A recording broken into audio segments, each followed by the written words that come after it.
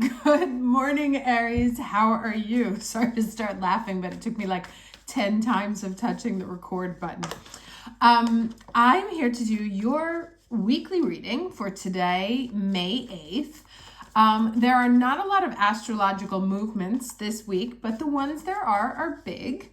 Mercury goes retrograde on the 10th, so we're already well into the shadow period. It officially goes retrograde on the 10th, and then Jupiter moves into Aries the same day. Now that I'm going to do a whole reading on the Jupiter and Aries transit because this is a big one. It only happens one time every 10 years. The last time was 2010, 2011. So look to that time for some clues on what could be happening. And actually, the Aries season that we always love, which we were basically robbed of this year, is going to happen in May because right now we have Venus in Aries. Jupiter will move into Aries. On May 24th, Mars moves into Aries. So between like May 24th and May 28th, when Venus moves out, and then of course Chiron is there too, there's going to be like a really crazy concentration of Aries energy. Either way, we still have a stellium starting already now because Jupiter, Venus, and Chiron, and then on the 24th Mars moves in. So that's great for us. Why it's not great on a global level is because everyone is going to be feeling supercharged, right? And that could be exciting. I don't know. There was an Eddie Murphy skit about how people behaved after they had seen Rocky. And so I kind of expect everybody to be in that sort of energy right now, like waking up the warrior.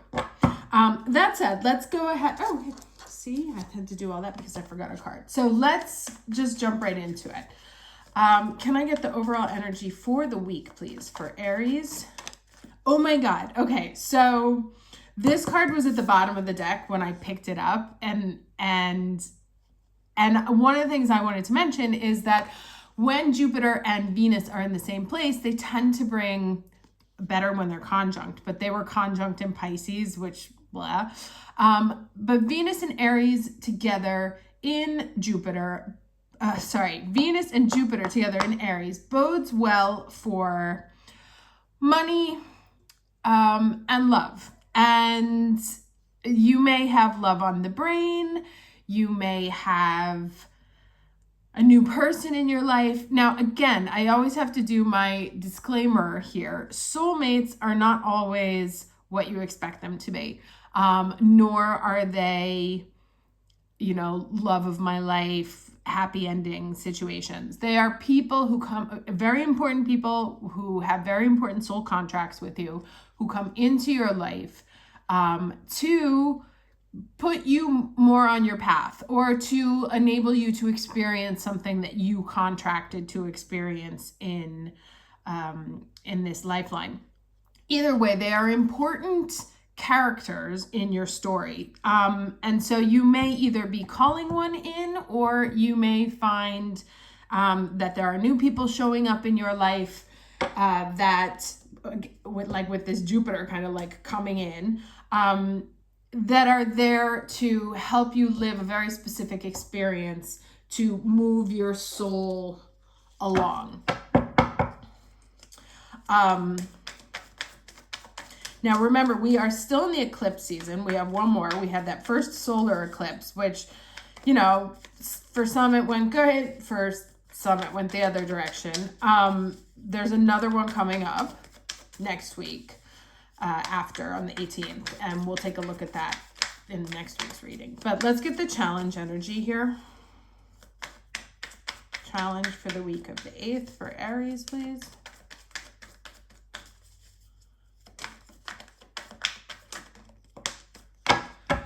Okay. So this is the Knight of Swords, right? And kind of being like stuck in your mind. And you see how they're both connected to the mind, because here he's channeling through the mind and through the thoughts.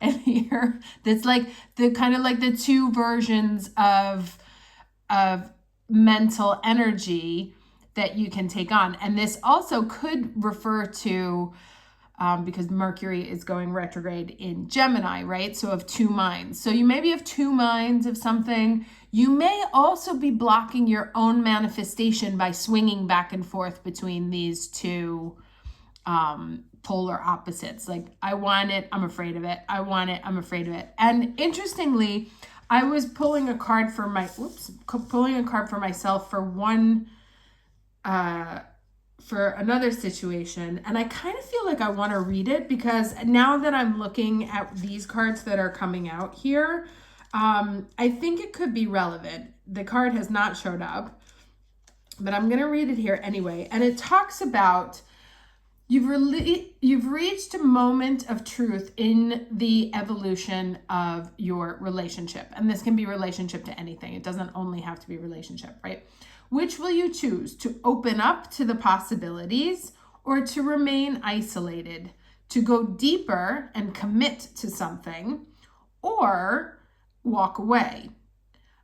This is the time to take responsibility for your truest desire and follow it, right? So which one if you're swinging between a pendulum of like, no, I really want it, no, I really don't, no, I really want it, no, I really don't, right? That's sending out a really complicated signal to the universe. And so it's sort of time to say, do I want it or do I not want it, right? There's this thing about it called like passive commitment phobia. And it's something that I was very subject to when I was younger, which is that you go through all the motions of wanting to be in relationship, but you pick people who are unavailable. They live like 90,000 kilometers away, or they're married, or they're just emotionally unavailable, right? So you're saying you want it, but you're not putting yourself in the condition to actually have the thing that you want. And so this kind of like this energy here says this is what we're calling in, but then this is also the same kind of energy that we're sending out. And you can't get what you want until you stop accepting what you don't. But the first step is obviously to be very clear on what you really, really, really want, right? And to be honest with yourself. And I think that the Mercury retrograde here may help you understand that a little bit better. Like, of these two minds, which one is the truth? So let's get the lesson, please.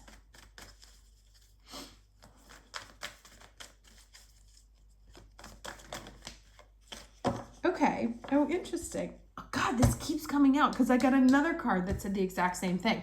So this talks about a heart awakening, right? Awaken to acceptance and divine love, give and receive in balance. So I pulled two cards before this morning, and one of them talked about choosing and the other talked about giving and receiving in balance. So, again, like, are you going to do it? Are you interested in it? Is it what you really want? If it is, then commit to it, like 100%, go for it. If it's not what you want, then bail, dip, like just close it so that you can free up that space for something else to come into it. Now, if you're going to go for it, remember to move into situations that are balanced, right? Some of these times with these soulmate situations, what happens is that's the lesson, right?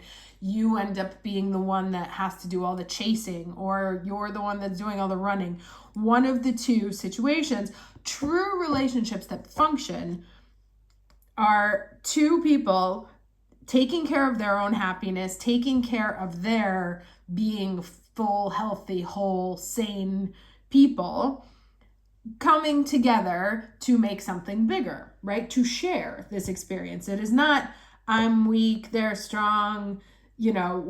Anytime there's that power shift or that power dynamic, where one is weak and one is strong. And I'm not saying over the course of a relationship that doesn't happen. We can't always be all strong at the same time. But if it's a dynamic of the relationship, then that is one that cannot last because it's, it's essentially just codependent. Can I get starting and ending energy for the week, please? Okay. And one more.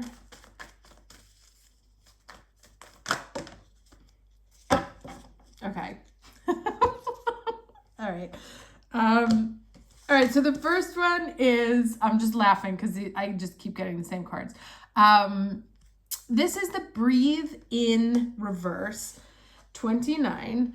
And then there is the happy card. Now hold on, because behind the happy card, there is the regeneration, right? Now last week we talked about internal, like stagnancy, the restructuring through stagnancy kind of thing. So but like the happiness on the outside. So let me read this. Let me go back and read this. So this could also be, outside of the two mind thing, this could also be that this whole like mental craziness is to put you in a place to call in this soulmate, right? That like what lies behind, there's the regeneration in order to bring in the happiness, but you have to be open to it. And as long as you're open to it, remember that it needs to be like, this is an advice. It's like a description and an advice at the same time. It's like, yes, open up, but also don't open up to situations that are out of whack. Let's read this one here in reverse. Okay, so this one says, inertia, laziness, and apathy are signs not of slowing down, but of decay and lifelessness. Wake up and do something to shake this off. Go outside for some air. A walk in nature will remind you that all of life is ensouled and magical. Get some exercise, move out of your head and into your body, and breathe in deeply. Each breath is precious. Okay, so we may also, in this period of stagnancy that we've been forced into, we may have gotten a little bit too comfortable. Like, especially with all this Pisces, and Mars is in Pisces, so it's very hard to find the energy to get past. But there's like there's two stories here, right? There's this little grouping over here, and then there's this little grouping over here. And I believe that there is a very clear sort of energetic shift here. And I feel like we've been here, stuck in our heads, feeling bad, going through this period of regeneration. But there is a clear shift, and I do believe that it comes from Jupiter walking in the door, of learning to be open to life again, right? Waking up and I said waking up the warrior at the beginning, and that's 100% how I would define this Jupiter and Aries period that we're going to have. But it's also waking up the joy, the passion, the everything, that childlike ability to experience life, right? We've been dragged down to the depths, right? And felt like there was not much left to us. But to me, cautiously optimistic, it looks like there's a shift in energy, and it's saying like, time to step out of that space and move into a new space. Like, call in happiness, call in love, call in a soulmate. Understanding that soulmates are certain things and have, not rules, but dynamics around them. So just because you've called in a soulmate doesn't mean that person's going to be till death do us part. But to really allow yourself to enjoy life. This is the very basic message that's coming across here. Now, I want to get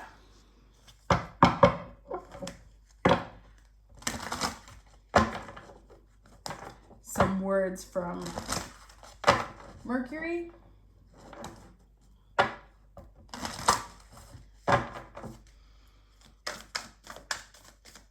Okay. So, advice from Mercury for this week, May 8th. Oh, and happy Mother's Day to all the moms. All the moms, all the wannabe moms, all the people who care like moms. You don't have to have been a mom to have mom energy. Okay, so phrenology and certainty. Let's see what that says. I don't think I've ever seen this one. Okay, so if your days are filled with aimless activity, and here we are over here, and your head is filled with pointless internal chatter and inconsistent plans, stop a while and turn down the volume. When you give in to rest and silence, you are more likely to hear the information your guides are trying to give you. As you try to ascertain what you should or should not do, use your own head rather than accepting the first piece of advice you're given. Think logically, as it's time to rely on good old-fashioned common sense. Stability in your life is required, so make concrete plans. Seek expert advice and research carefully what you need to know to be certain about your next mood. If you do so, the outcome will be successful without a doubt. Okay, so the incantation here is the chatter in my mind's a din. So I'll meditate, journey in, surrender to silence and listen well to guides who wait with truth to tell. And it says here to practice meditation to quiet your mind. Prayer will help you to know. Retreat, monitor your thoughts carefully. Listen to your guides. Don't dive straight into a situation. Make sure you are certain of all the facts, and certainty will prevail.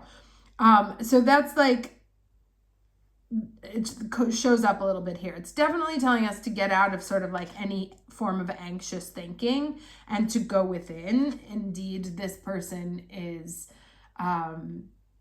their mind is shut. They're manifesting from their energetic core. And then this one, it was like I said, it was like giving you the advice, but also be practical. It's like, yes, call in the love it, but just remember. So, it's a time to mix sort of manifestation with practical logic, but not to obsess over negative thinking, right? Just be very calm, practical, call in the help you need, call in the people who can support you, and just like chill. My very wise advice. Just chill. All right, let's get some last words. There we go. Okay, that's what I thought.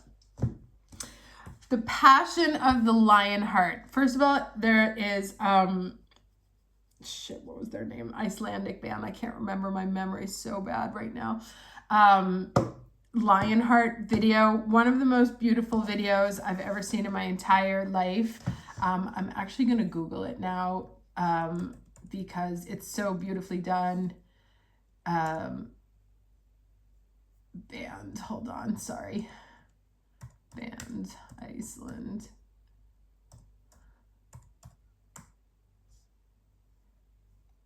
King and Lionheart by of Monsters and Men. Shit, I should have known that.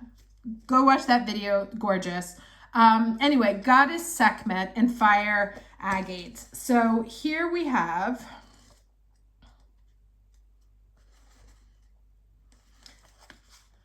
we bring you the empowerment of passion of the lion heart. Through passion, you will dedicate yourself with an intensity and discipline that may surprise you. Passion is love activated. It is energy that moves you from within and empowers you to act in the world in ways you would not otherwise dare to even consider. Passion gives you strength, plugs you into the eternal energy of sacred fire, and generates the ability to accomplish tasks you may once not have believed possible. With great passion, there can be great pain.